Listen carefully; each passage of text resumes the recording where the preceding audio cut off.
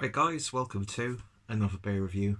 Recording this on Boxing Day, so that's why I'm a little bit dressed up. And yeah, food is nearly ready, so I thought I'd get a beer to go with my Boxing Day dinner. And you're obviously going to be watching this in the new year, so hope you had a great Christmas. I might as well just say, even though it dates the video and puts a timestamp on it, that shouldn't really be there, but oh well. And hope your year's going well so far.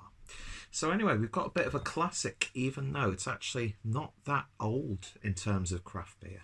And that is the Narwhal Imperial Stout from Sierra Nevada. This is the 2018 bottle. I picked up this at Little Leeds Beer House for £4.60, which is a pretty damn good price for an American Imperial Stout, especially one that's quite highly regarded like this one. But yeah, it's like a classic, but I don't think it's actually been produced for that long in the grand scheme of things, of course. So, inspired by the mysterious creature that dwells in the deepest Arctic seas, Narwhal Imperial Stout is midnight and black and bold, with notes of baker's chocolate and dark roasted coffee. This massive Imperial Stout is incredibly complex and explores the darkest depths of malt flavour. So 10.2% ABV. I'm very excited to give this a try. I broke my Behemoth snifter, so I'm having to use this one, which I was gutted. But it's because of the way I was carrying glasses back upstairs after washing them, so I can't blame anyone else. Anyway, let's see what we get with this one. So I think this will be the highest ABV beer that I've had from Sierra Nevada, which is, I don't know if that means anything to any of you guys, but I am a big fan of the brewery. One of like the, for me, classic Americana sorts of breweries. We're just going to put it all in. And yeah, I mean, the artwork itself is absolutely fantastic. And yeah, the beer is just looking absolutely wonderful. Yeah, that's looking really nice. To me, that is pretty much jet black.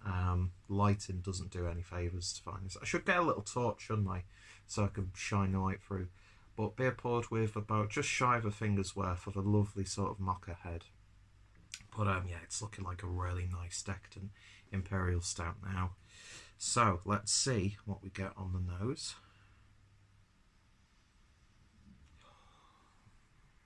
I know I've just read it off the label, but you do get that baker's chocolate there. It's not like a bright sweet milk chocolate, but at the same time it's not a really dark chocolate either.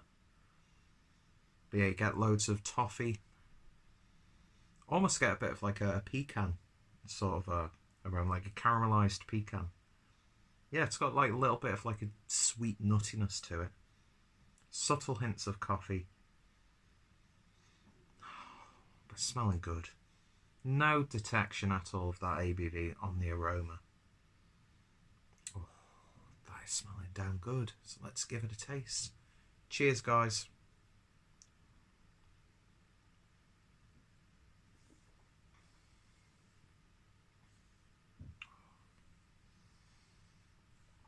That to me, it's like old school Imperial Stout. In this climate now, we've got pastry stouts, we've got these insane additives and flavourings and like ice cream inspired and literal dessert inspired stouts. This is just so wholesome in a completely different way. The body's not as bold as you would expect, so it's not like a sludgy Imperial Stout, but it's far from thin. Alcohol, just no detection at all. Not even like the, I mean, now I'm talking, I can feel it on the breath a little bit, and I can feel a slight warming sensation, but nowhere near as what you would expect. But yeah, not too sticky on the lips either.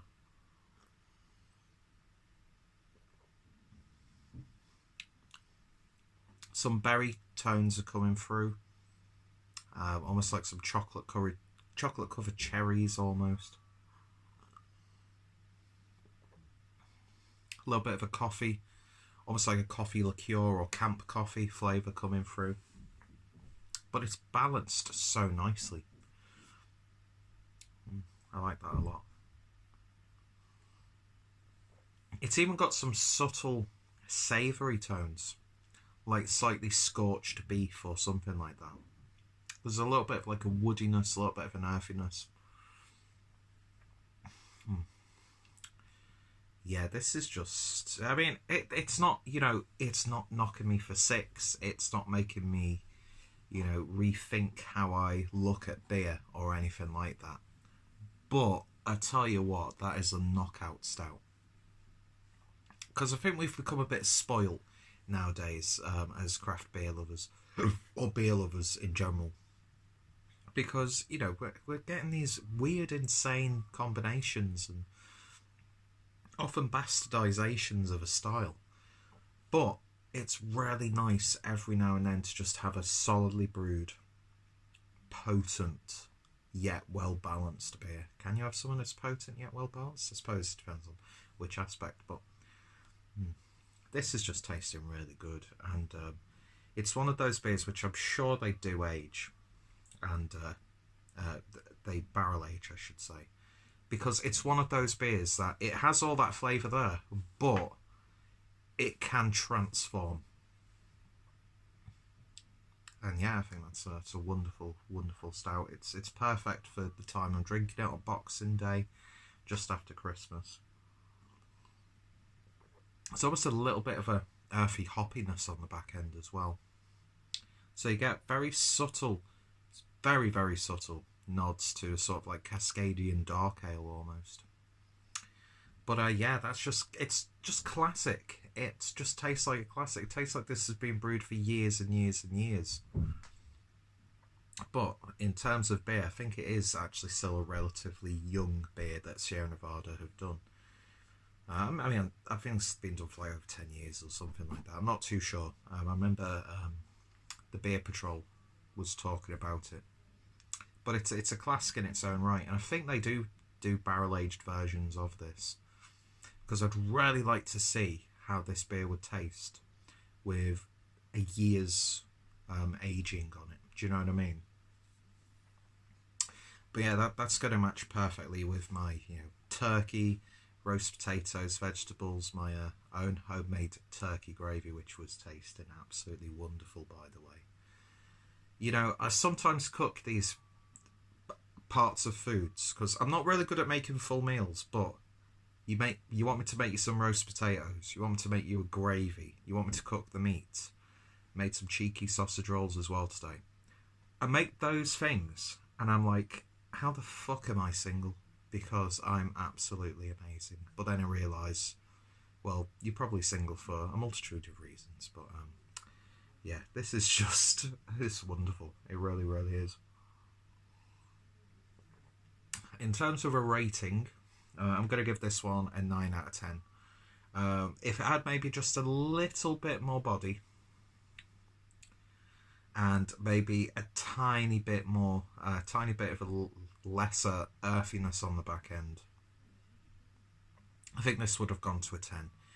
But they're just minor nitpicks, and a 9 out of 10, that's still, you know, you'd have this beer.